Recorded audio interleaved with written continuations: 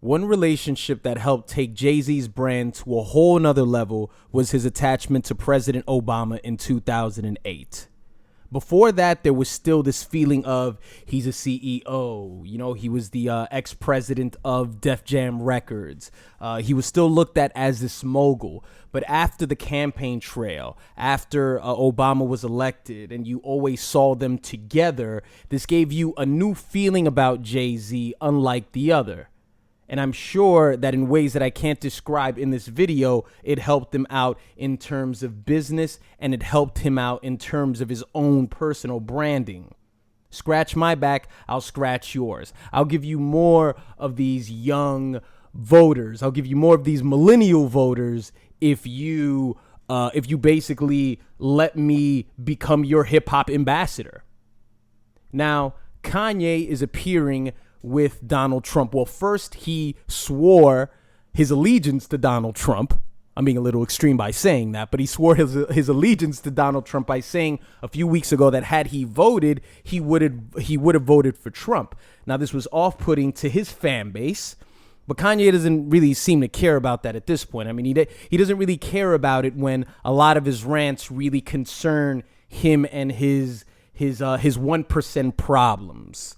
You know, the fact that he can't get he can't be funded by billionaires when he has all these ideas. That to a person who's living below the poverty line, that's been a Kanye West fan since college dropout, is just it's off-putting, but people still show up to the Life of Pablo shows even though they were canceled. He doesn't really seem to care about that. And the amount of confusion that goes into Kanye West being in a picture with Donald Trump when it's still fresh, when it's not even January 20th, he's not really the official president of the United States. You don't know what the fuck is going on. Rick Ross is saying that Kanye threw us for the okie doke. You know, he's a genius. He wasn't really hospitalized. There's nothing mentally wrong with him. You had the stuff that was going on with Kid Cudi just a month ago, and there was a problem between them, and they pieced that up. But there was a whole mental health aspect of that. Then you have Cole going at him, and then you always have this sense of confusion with Kanye. But now everything is happening on multiple layers at the very same time. You know, in parallel universes, but at the very center that you call now, the shit is happening. So it must be very, very concerning for his fan base, who are probably made up of a lot of social justice warriors, are probably made up of a lot of bleeding heart liberals who think that Trump is the devil. Knowing that, he's still going to associate himself with him. And you can't assume that this is going to stop. You can only assume that if within a month he said, I would have voted for him, and then he disappears, he comes back with yellow hair, and now he's taking pictures with him. Oh, we're old friends. I just want to take this picture. So what do you think is going to happen moving forward? Obama had My President is Black, and then after Obama was elected, he had History, which was a great record, and I think Kanye even helped produce that record. Is Kanye going to release a song after Trump is elected? And if that were to happen, how would the public perceive that? What the fuck would Kanye say? I truly believe that he doesn't view him as a white supremacist. Kanye views Trump as a entertainer who took over a world that most said he couldn't take over.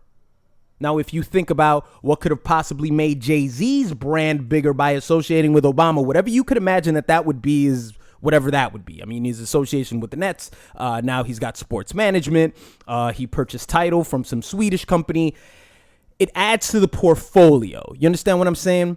So what could possibly add to Kanye's portfolio? Well, you remember about a year and a half ago or 2 years ago when he wanted a seat at the fashion table. He wanted to be taken seriously by all these fashion brands that seem to look at him as a marginalized. They would marginalize him and look at him like he was nothing in the fashion world.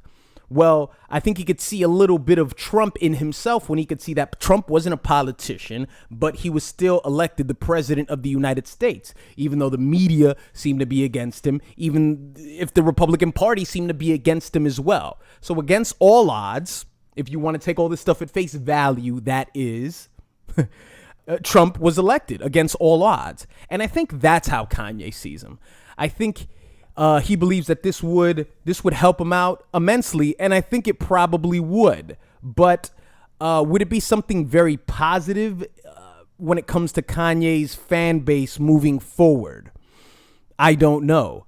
But you can also argue that if Kanye had his way, he'd barely be participating in the music anyway.